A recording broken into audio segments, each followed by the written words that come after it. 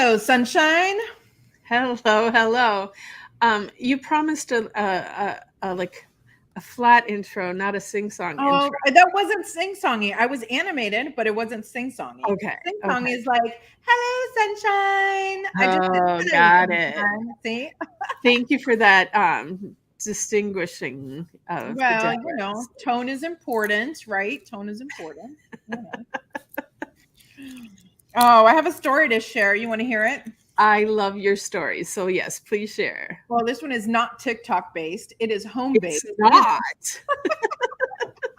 Although, I always have a few TikTokers in the old pocket. But so, my kids, I have twins, and for those that don't know, and they just recently turned 14. So my kids are the last human beings on earth of that age who do not own cell phones. And they are just dying to have a cell phone. They've been asking me probably since they were like 8 or 9 years old. And I've always said no for a variety of reasons. But the most important reason I tell them is because no, your phone, you can get a job, you can pay for it, it's your bill. I pay enough, I pay for school, I pay for everything else in your life, etc.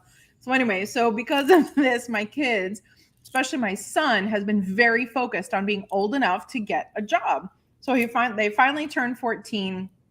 My son knows that our local grocery store, Publix, hires at 14. There's lots and lots of laws and rules as to how many hours and when he can work and all of that. But in his mind, he's ready to be a millionaire, which is, hysterical because he spends money like there's no tomorrow. Like money burns a hole in his pocket, right? Like my daughter, she can save it, no problem. My son, if he has it, he gets a pain in his chest because he can't go spend it. So anyway, so I tell him, listen, before I let you apply for the job, you have to take a financial literacy course.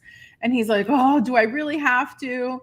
And I was like, yes, yes, yes. And he was dragging his feet. And I was like, every day you're not working, it's every day you don't have your own money. And anyway, so he's like, can't I just take the class over the summer? And I was like, all right, I'll make you a deal. If you save 50% of your paycheck into savings and 50% of your paycheck you can spend, if you make that deal, then I'll let you put off the financial literacy course until summer. And he was like, deal, deal, deal. So we shook on it and everything. It was very cute. And now we'll see. So he did apply for the job, which PS had like a million questions. Like they create these scenarios where you have to choose which one you are more in agreement with. And they're all either really great answers or really horrible answers, right? Like, I hate working in groups is on one side. And the other one is I will tell people what they need to hear to get what I want, right? Like these two terrible things that you're like, I don't want to pick either one, but the system forces you so that it can figure out who you are. So here you are trying to, anyway, the whole thing. But back to money. The point is he swore, everybody write this down, that he would save 50% of his money. So we'll see. We'll see what happens. I'm going to have to put it under lock and key.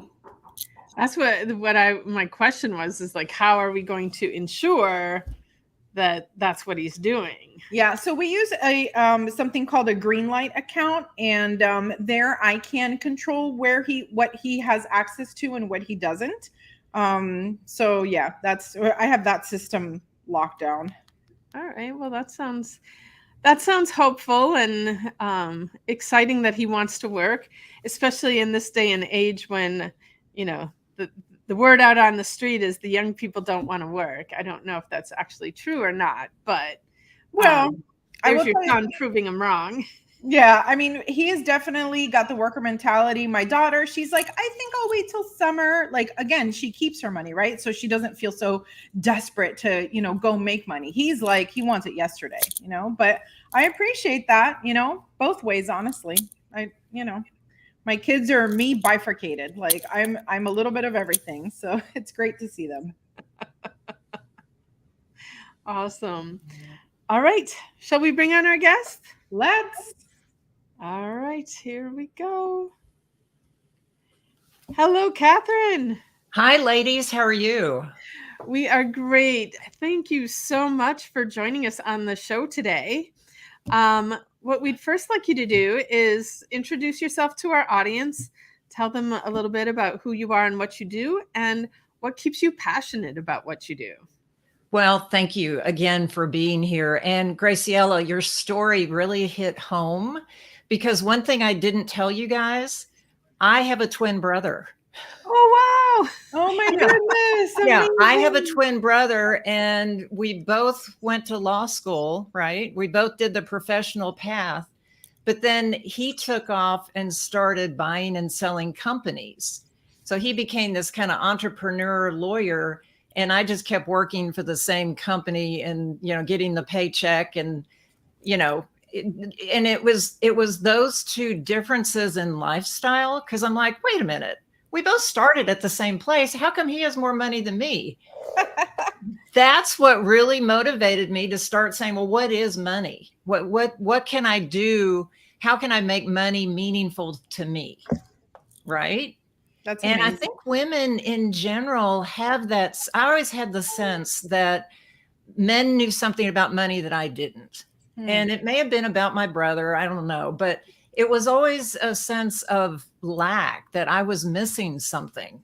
And, no matter how hard I worked, no matter how hard I saved, no matter what I did that the world said to do, it just never came about the way I wanted it to. So that's when I started to say, well, wait a minute. Do I really know what money is? Do I really know how to use money and be with money? And the quick answer was heck no. So when you don't know something, what do? You dive in and you learn about it.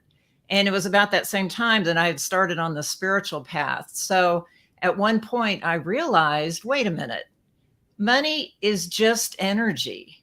It's just an exchange of value.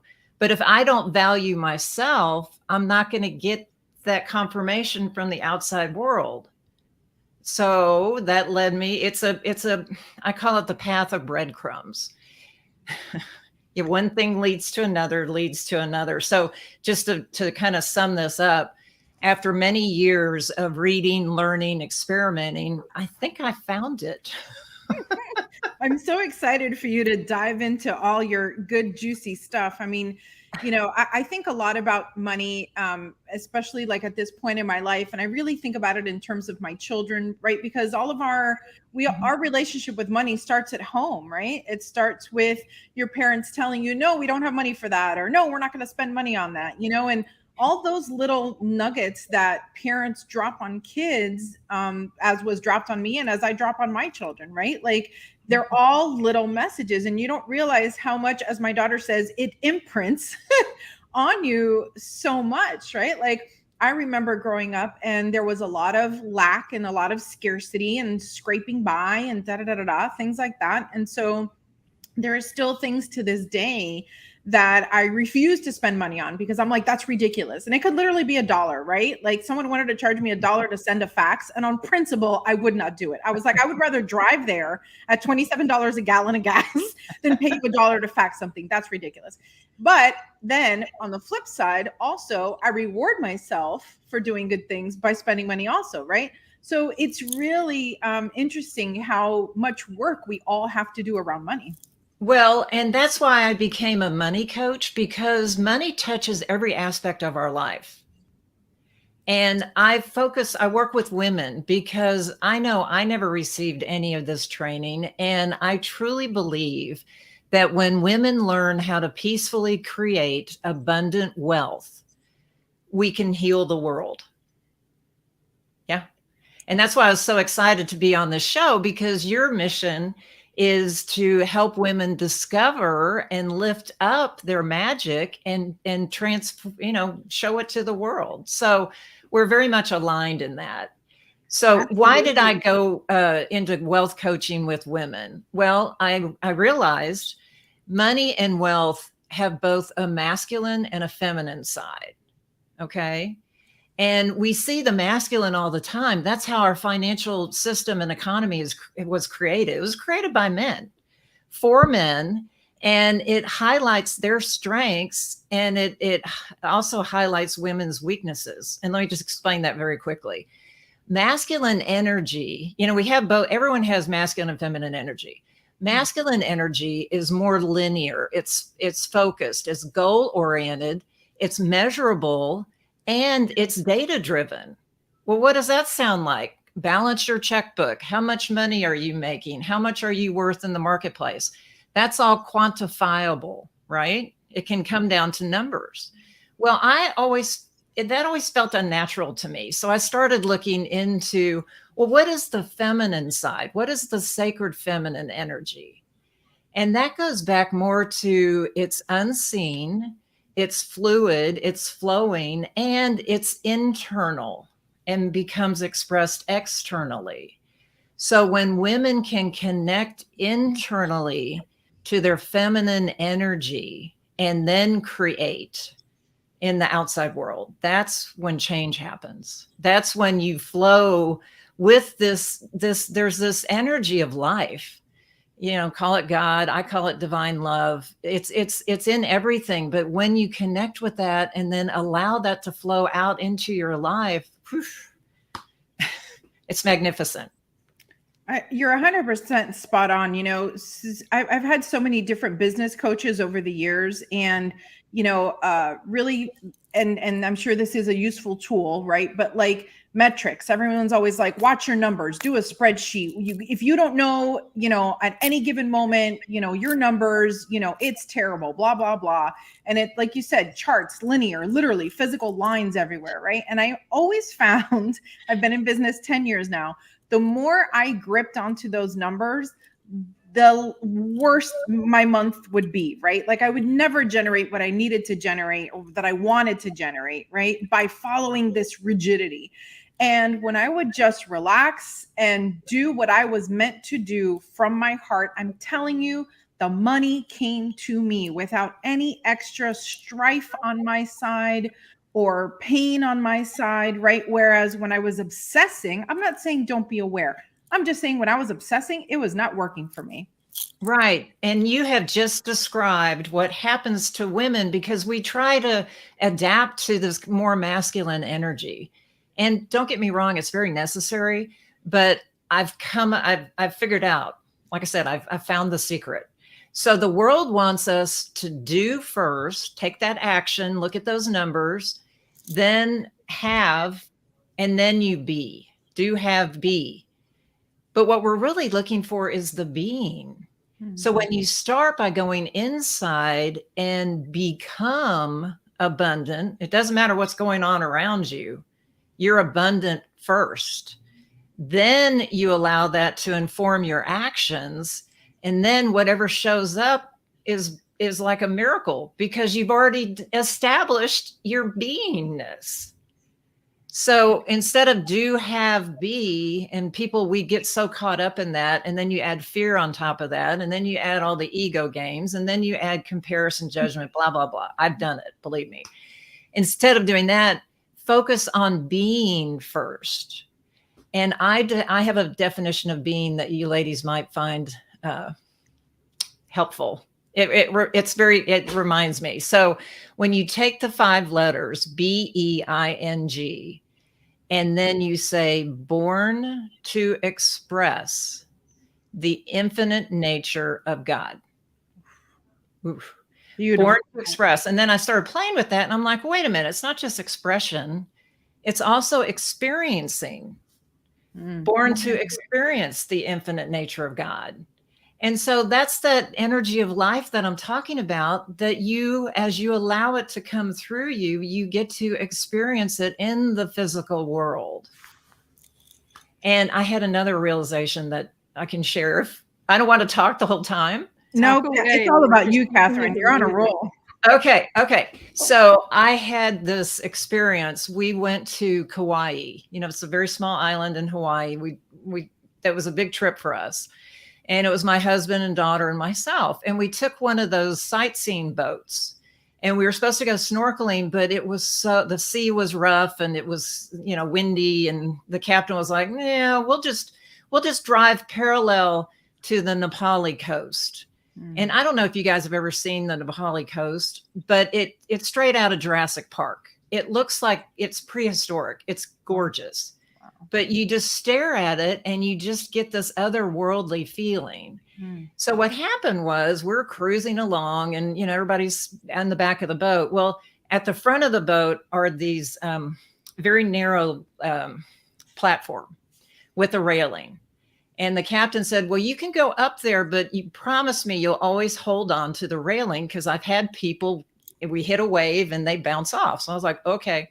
So I went up there and I just stood there, and I don't know what it was. It was the wind, the air, the waves, the rocking of the boat, the ocean, the beautiful scenery. But I just let go. And I asked God what I usually ask: please let me be more like you, because I'm always trying to be better, be more. And in the past, when I asked that question, there would be silence, would never get an answer. But this time, standing on that boat, rocking, feeling the waves, and I just let go, I asked that question: please let me be more like you. And this time I got an answer. And the answer was, please let me be more like you. Wow. I mean, I literally almost fell off the boat. Wow. And I've thought about that moment so many times since. And I really believe as you allow this life energy to flow through you, that's God experiencing you in time and space.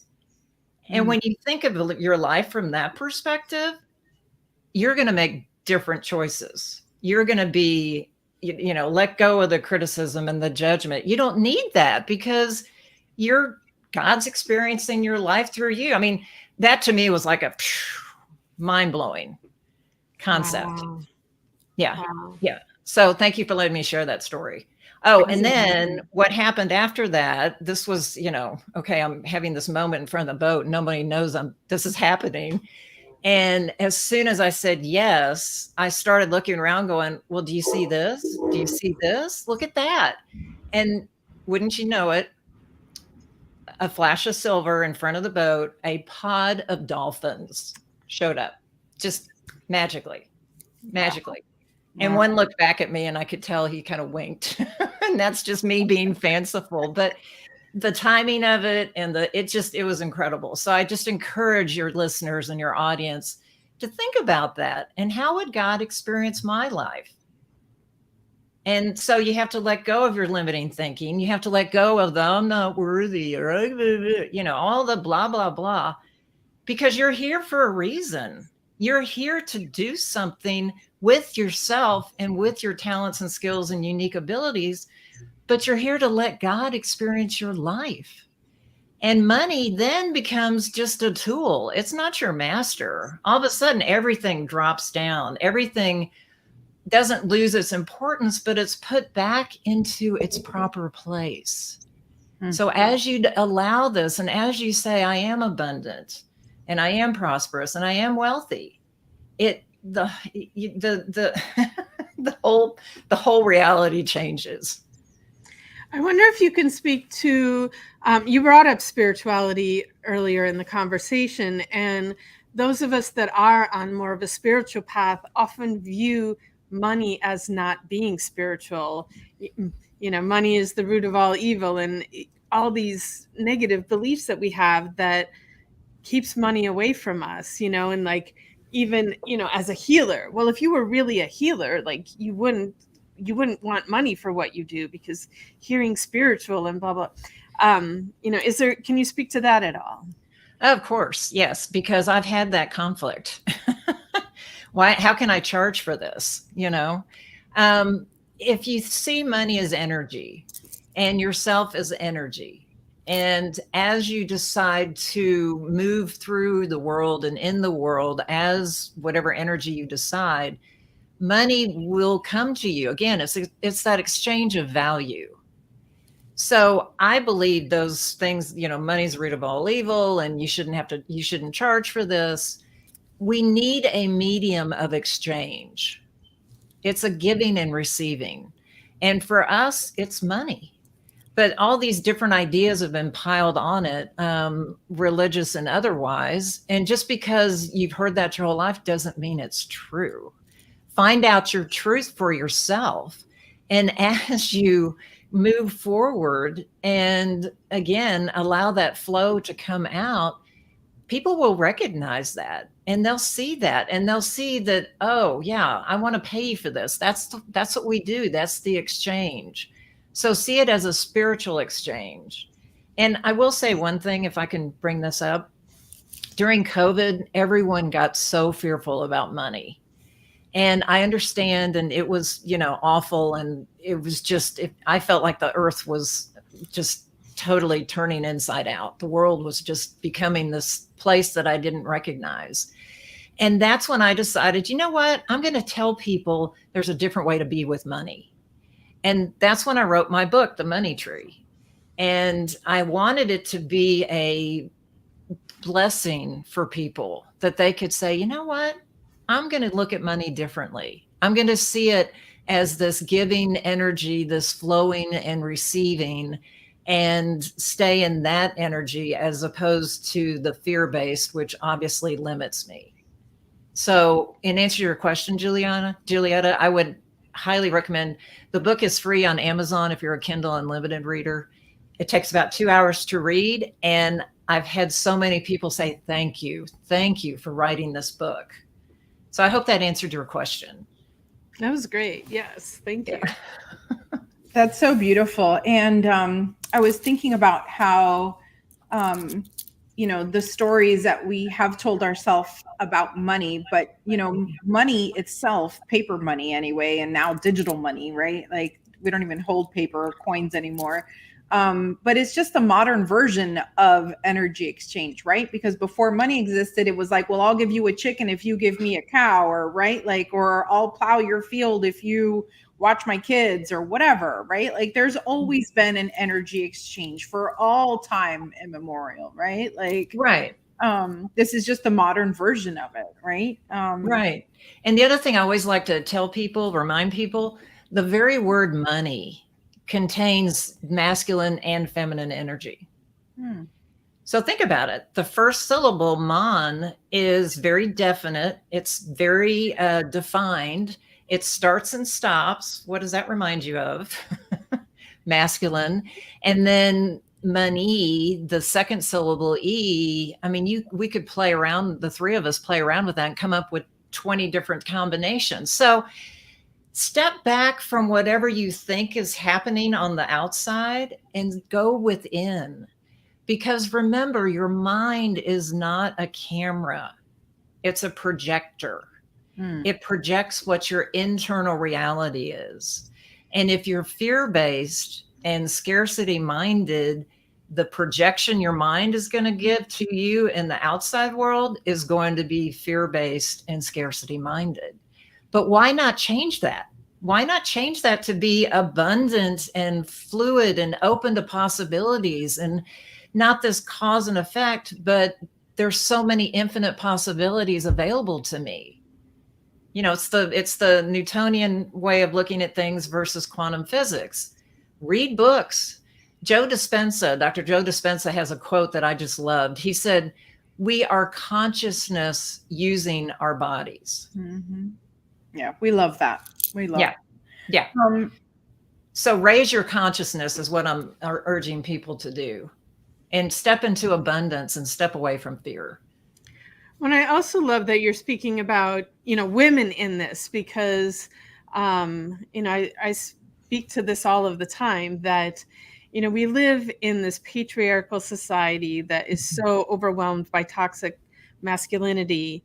And, to heal what's happening out there, we need to bring balance into that masculine and feminine energy. And right now, the message that I've received is that right now the women need to heal themselves and step firmly into their sacred feminine to allow the men to heal, because they are so overwhelmed by this toxic masculinity. So few of them can actually step out of it. And so by us bringing in more of the sacred feminine, that will allow them to step into their divine masculine so that we can have this balance on the world.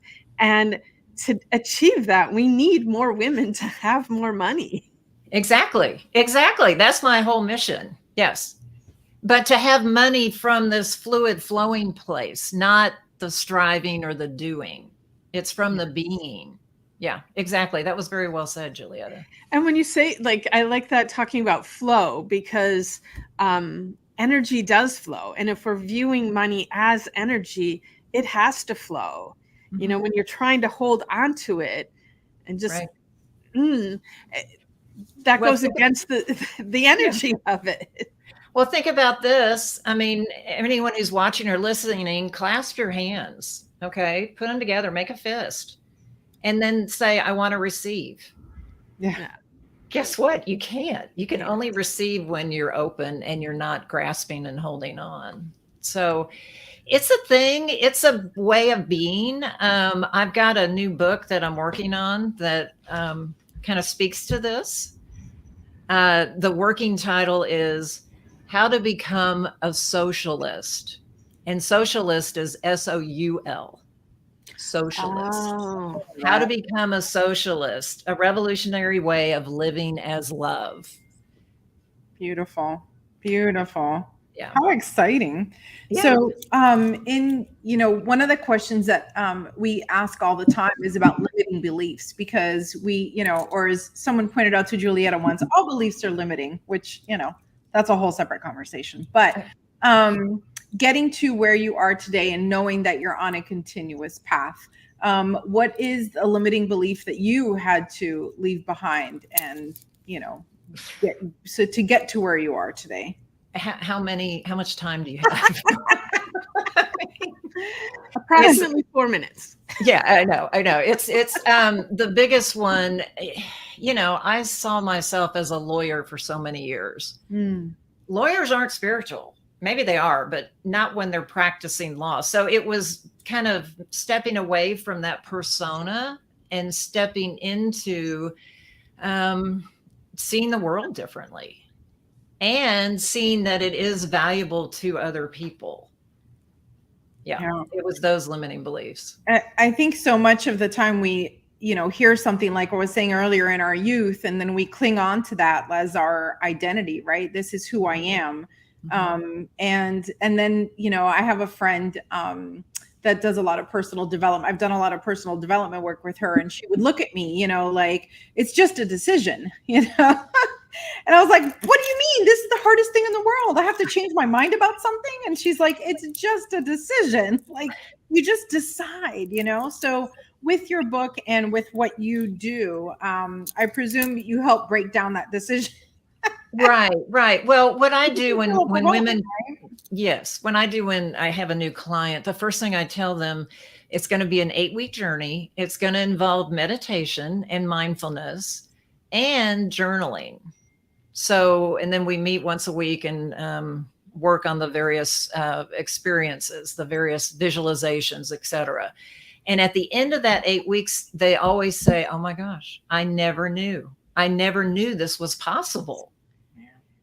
And so the limiting beliefs keep you not knowing, but as you learn to recognize them, first of all, you have to become aware and then shift from that limiting belief to the expansion. So one thing I also teach my clients, are you creating from fear or love? It's one or the other. You can't create with both. Yeah. And when you recognize you're creating with fear, shift into love. And so it's kind of an ongoing mindfulness awareness. When you speak, don't speak negatively about money. When you act, when you pay, don't feel like, I'm not going to have food on the table. There's abundance everywhere. But again, you create it from the inside out. So I hope that helps. I love that. And that helps me. I'm in a space of creating something new. And I'm not going to lie, there's a lot of fear in the direction that I'm going. And just that little reminder right now to, like, I'm creating this from a space of love, and I need to stay in that space of love and let the fear go. Yeah, that's beautiful. So one thing to remember, and tell me when to be quiet. One thing to remember is you are not your mind. You are not your body. You are the awareness of those. And your body is really an interesting communication device. It will tell you what your mind is thinking. So when you tune into, like for me, when I get stressed, my shoulders, this is how I practice law the whole time. My shoulders were up. Not really, I'm exaggerating, but that I felt like that. I just felt just like, this isn't what I'm supposed to be doing. Why am I doing this? And when you start to recognize how your body responds to fear and stress, then you can take a minute. You always have a minute, and step back and take those 3 long, slow, deep breaths in. This is called box breathing. Stop at the top for a second, and then slowly release and stop. And you do that 3 times, your body will be out of fear. It works like magic. And then look at the thing again and say, how can I respond to this as love? And you'll see other possibilities. So. Oh, that's beautiful. It reminds me, and I don't know if I've told this story on this podcast before, but I keep trying to teach my kids these things, hoping that, they won't need all the therapy that I had to have, right? Like, and I said to my kids when they were really little, always listen to your belly, right? If you're not sure if you should be doing something, if you're not sure if it's ethical, or if you're like, I don't know, stealing or whatever, whatever little kids do, listen to your body. Your belly will hurt, or you'll get a headache or something like that. So one day my son walks up to me. He must have been about 4 years old, and he's like, "Mom, did I do something bad today?" And I'm like, "What do you mean? And why would you say that?" And then, of course, in the back of my head, I'm like, did you did you break something and not tell me? What happened? And he goes, "Well, it's just that my belly hurts." And I'm like, "Oh, also Halloween candy will give you the same feeling." So, Oh man, that's hilarious. I think it's so powerful to be just so present, and aware, and not let yourself be pushed around by life, right? Like, I was in the legal field for 20 years. And same thing, I spent so much of my time just tightened up because everything had to be just so, and everything was an emergency. And, when I left the legal field to become a photographer, I wondered why everyone around me was moving so slowly. And I didn't realize that it's that the legal world goes abnormally quickly, and everything's an emergency. It's like a coup every day, right? Yeah. No. And out here, I'm like, oh, the other day, Julie and I had an experience, and I, let's just say I really enjoyed smelling some flowers. And Julietta looks at me, she goes, "I do that every day. Like, I live like that every day." And I was like, "What? You're experiencing life like that every day? What am I suffering for?" Exactly. So ask yourself, what am I suffering for? Yeah. And keep asking that, and you'll find at the end you're not, or you'll find it's not worth it. Yeah. It's never worth it, Kathryn. And no one has ever died from being overly filled with love, right? Like, if you keep choosing love over fear, like, I have yet for anyone to be like, "I love too much." Right? Yeah, no, you're right on. You're right on. All right. This has been a fantastic show, and it's kind of time to wind down. So do you have a parting golden nugget of wisdom for our audience, Kathryn? I do. Graciela, you mentioned presence. Well, how do you get presence? Well, for me, I go within and connect to divine essence. I believe every person on the planet has divine essence, and the journey that we have in time and space is to remember that. You go off and you do all the things that you think may work, but it doesn't, and all the other things happen, and you may get sick or whatever. But at the end of your life, that divine essence is still there. And as you connect to it, as you meditate, as you live from your essence, you will be present and have presence. Beautiful. So that is my wish for you. Beautiful. I love that. Thank you so much for joining us today, Kathryn. This has been a wonderful show. My wish is that everybody listens to it, because we all needed to hear this today. So, well, thank you. This has been really fun. And you ladies are doing such great work in the world. So thank you for having me. Thank you so Thank much. you. And as a last little visual gift for those watching on YouTube, can you hold your book right up to the camera? I just want to show everybody the beautiful artwork on there. It is so gorgeous. There you go. Tell us about that in 30 seconds. This graphic I had designed, it is the Celtic knot, which is an ancient symbol of connection and spirituality. And I had the artist create the feminine form in the middle. So that's what I want every woman listening to this and seeing this to remember, that we are connected to infinite abundance. And as you ground yourself in this and then allow yourself to express it, it just flows. And so when you look at this graphic, every line flows back into itself. Every direction comes back around. And so the infinity symbol is also part of this. It's at the bottom. Yeah. It's truly, truly gorgeous. I can't wait to jump on your website and definitely meet up with you again. This has been really amazing. And I can't wait to see all the big waves of change go throughout the world based on your work. Thank you. Yes, thank you so much. All right. Have a magical day, everyone. Bye-bye, listeners.